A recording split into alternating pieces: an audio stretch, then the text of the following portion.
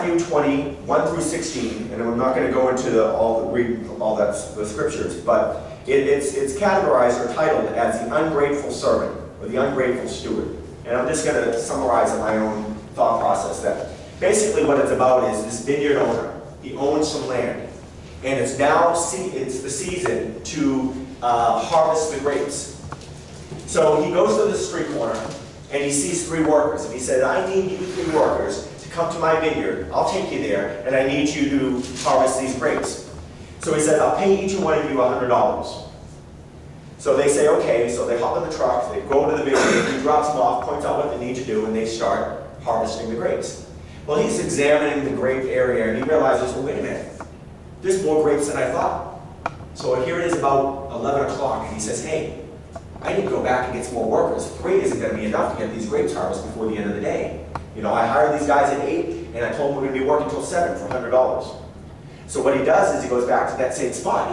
3 more guys. There's still more guys standing there. There's still guys looking for work. So he says, you and you, come on. So they hop in the truck, they go to the vineyard, they're working some more in the vineyard.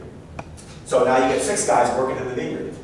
It's around about 2 o'clock, he's realizing we're not going to get done by the end of the day. I have more than I expected. So he goes back in the truck, heads back over to the street corner, grabs 3 more guys at 2 o'clock in the afternoon.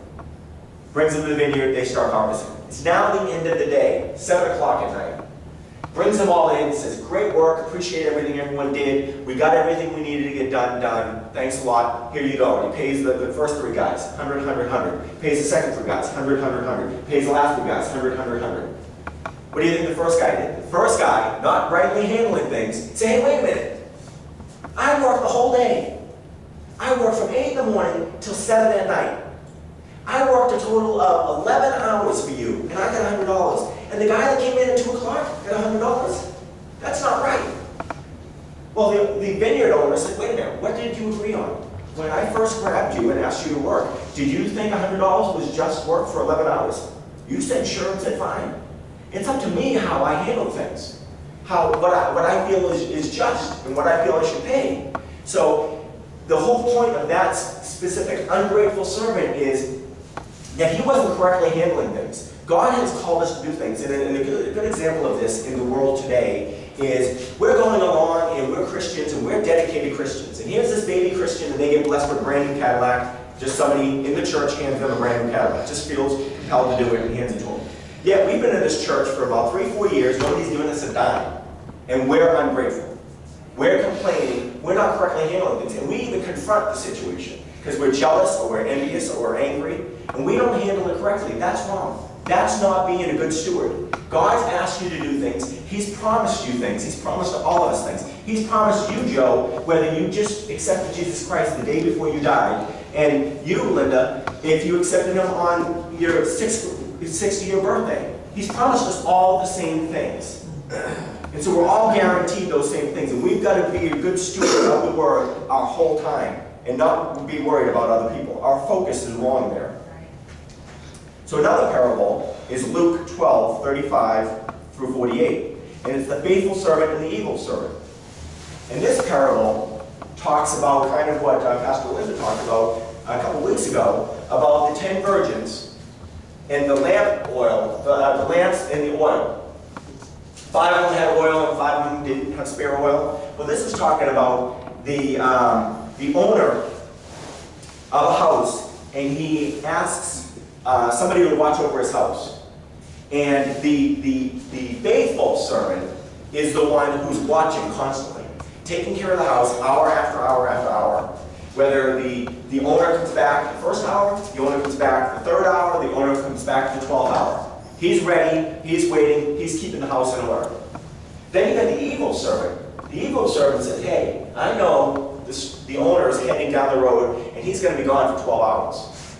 So I'm going to just do whatever I want. So he doesn't handle the house correctly. And then he still doesn't know that he's going to be back in 12 hours. So the owner tarries, and he doesn't, it's not 12 hours, it's more like 14. Or maybe it's 8. He doesn't really know, but he doesn't handle it correctly. And he's not doing the right thing. And it says a good steward is always alert and ready and handling things for his master better than he would his own things. It says in here that Jesus is talking, this is Jesus talking, saying, blessed are those servants. The ones that whether he comes in the second watch or the third watch, that he finds them taking care of the house. He goes on to talk about the faithful and wise steward, for whom his master will make ruler over his household, to give them their portion of food in due season. Blessed is that servant whom his master will find so doing when he comes. But yet, the one who doesn't, he basically is punishing, and he says, for much is given, much is required. And both of those guys were required of the same thing. One didn't handle it correctly, one wasn't a good steward of the household, and one was. And it's clear, the Bible is clear, you will be blessed if you're a good steward of his word, of his things, his people. Luke 16, 1 through 14 talks about a foolish but wise steward. So here's one, and this is really where the difference is, and I want you to be thinking of King Saul. King Saul was a foolish king. He could have been a wise king, but he chose not to.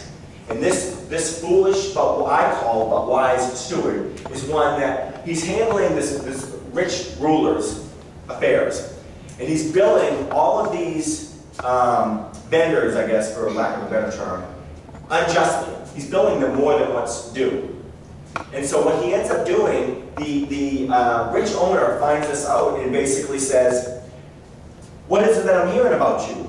Give an account of your stewardship. So right there, clearly he calls him a steward. He's a steward over his properties. So he's saying, give me account of that. And he found that he was doing wrong, and he cast him out of his business, so to speak. And in doing so, the steward was very upset. Now this is where this steward, who now becomes wise, is unlike King Saul, who stayed foolish. King Saul lost his kingdom. He didn't give up his kingdom right away and then attacked David for many, many years and ultimately ended up killing himself. He wasn't blessed at all because he didn't repent. This steward actually repented. This steward turned around and said, you know what, I'm upset that I've lost out on what I was trusted with. I did wrong. He recognized the error of his ways. He asked for forgiveness, basically. And he went back to the owner. He went back to those vendors. And he started asking them, what is it that you owe? And he started cutting those bills justly. And here's what the owner said. So the master commended the unjust steward because he had dealt shrewdly.